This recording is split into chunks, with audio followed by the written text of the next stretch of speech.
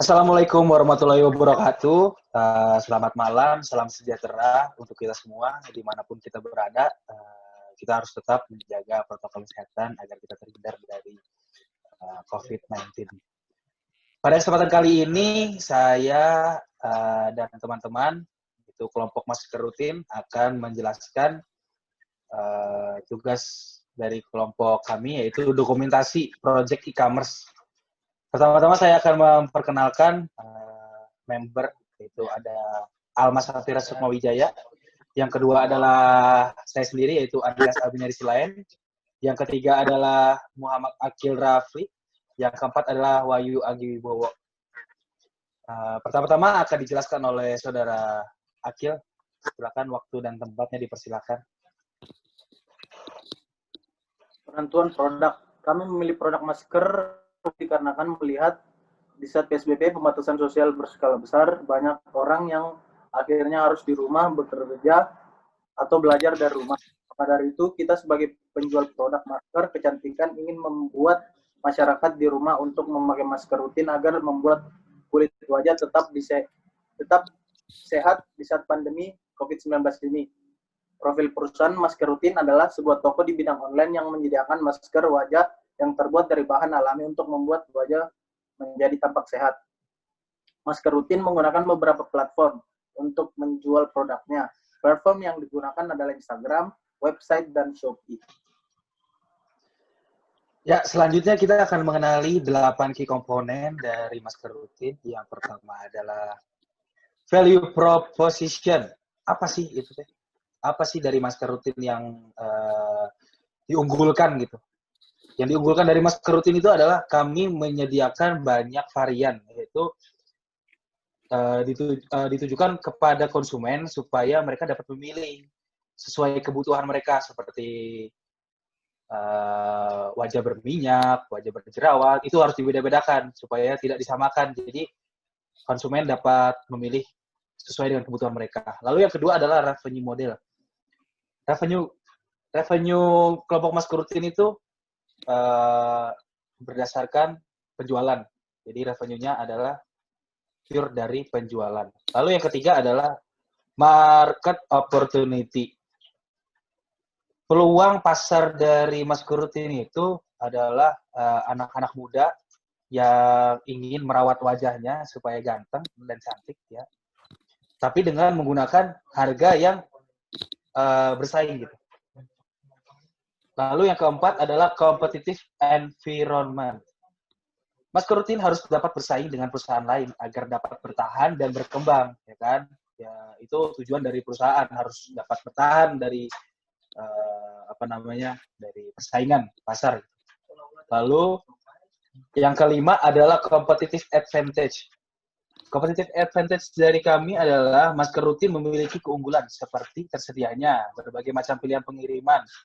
Nah, berbagai macam pengiriman ini tuh tersedia di Shopee. Di Shopee kita dapat memilih seperti Gojek, gitu, bisa langsung GoSend, lalu ada JNE, lalu ada ekspedisi. Bebas, pelanggan memilihnya itu bebas, tergantung mereka pengen yang mana. Ya, tinggal sekarang nomor 6 adalah market strategy.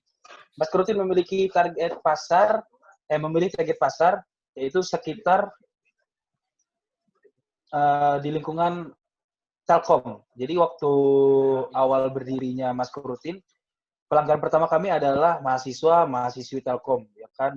Di develop itu kan banyak polusi ya dari jalan tol. Jadi itu tuh merupakan target kami gitu loh. Habis siang-siang kena polusi, habis itu malamnya kita maskeran. Jadi itu mantap sekali gitu.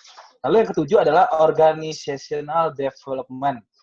Ini tuh tergantung. Kalau misalkan Masker Rutin itu dapat berkembang, misalkan 2-3 tahun lagi Masker Rutin bisa besar, kami harus mempunyai ini, organization development. Jadi kami nggak akan bisa menghimpun ini sendiri gitu loh. Kami berempat kurang tenaganya. Jadi kami harus mencari sumber daya manusia lagi untuk mengorganisir Masker Rutin. Lalu yang terakhir adalah manajemen tim.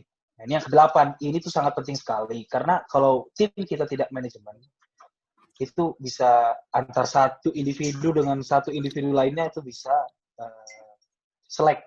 Kalau misalkan tidak memiliki satu tujuan. Kami di sini menyamakan tujuan yaitu untuk memuaskan pelanggan. Jadi tidak ada masalah lah untuk manajemen tim dari masker rutin aman terkendali. Selanjutnya akan diterangkan oleh rekan-rekan saya. Lanjut. Baik, selanjutnya saya akan menjelaskan mengenai search engine optimization dari website masker rutin. Berikut adalah contoh langkah-langkah dalam mengoptimasi SEO, yakni dari mulai kita men-setting nama, lokasi, dan gambaran bisnis, kemudian dilanjutkan untuk mengisi poin-poin yang harus diselesaikan, dan pada poin ketiga kita dapat menggunakan jasa atau layanan profesional untuk mengoptimasi website kita.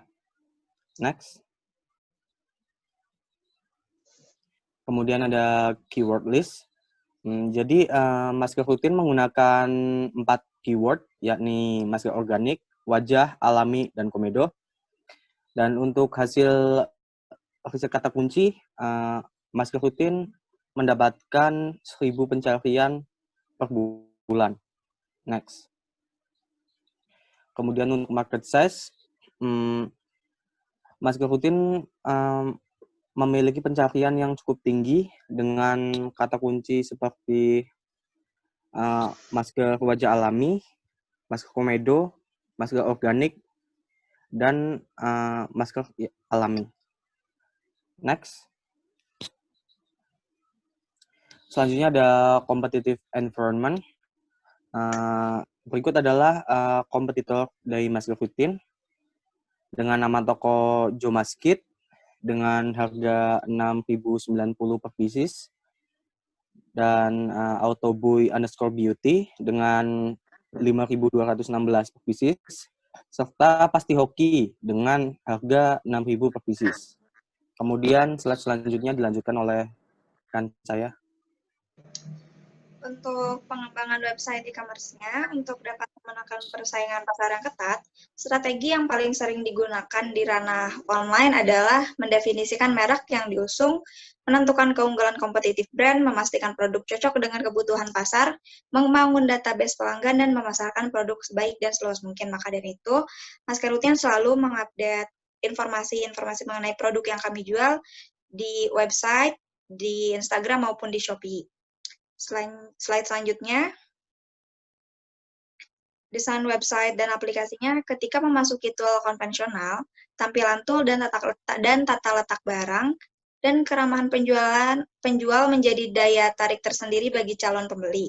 Tidak berbeda juga dengan bisnis e-commerce, penting untuk dapat membuat desain website atau aplikasi yang menarik dengan paduan warna yang sesuai dan perletakan menu yang mudah dipahami, sehingga dapat melakukan pencarian, calon pembeli tidak dipusingkan dengan terlalu banyak menu atau pilihan yang sulit dipahami. Maka website kami itu menggunakan tool yang mudah dan dapat digunakan oleh calon pembeli kami. Selanjutnya, perhatian terbesar saat melakukan transaksi di internet adalah keamanan. Pelanggan membagikan rincian kerahasiaan mereka seperti nomor kredit atau debit, kata sandi, dan lain-lain dengan kepercayaan bahwa data mereka aman. Mengabaikan keamanan bahkan dapat menyebabkan hilangnya uang dari beberapa pelanggan yang pada akhirnya dapat memiliki efek buruk pada reputasi dan penjualan dari toko online. Dalam proses pengembangan situs web e-commerce, perlu menerapkan enkripsi SSL untuk memastikan keamanan informasi pribadi pelanggan.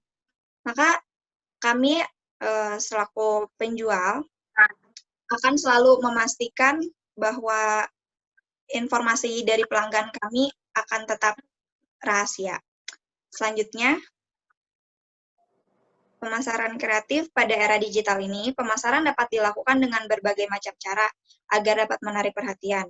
Ketika sebuah situs e-commerce mendapat perhatian dari pemasaran yang dilakukan, maka akan semakin mudah mendapatkan calon pembeli sehingga meningkatkan kepercayaan masyarakat untuk berbelanja di situs tersebut. Selanjutnya, kecepatan akses. Ketika sebuah situs banyak diakses oleh pengunjung, maka semakin tinggi kapasitas bandwidth, RAM, dan data transfer yang dibutuhkan. Oleh karena itu, situs e-commerce harus memiliki server berkapasitas besar agar website atau aplikasi terhindar dari kondisi hang. Pilih server yang dapat memenuhi kebutuhan agar situs dan aplikasi e-commerce dapat memberikan respon cepat pada pelanggan.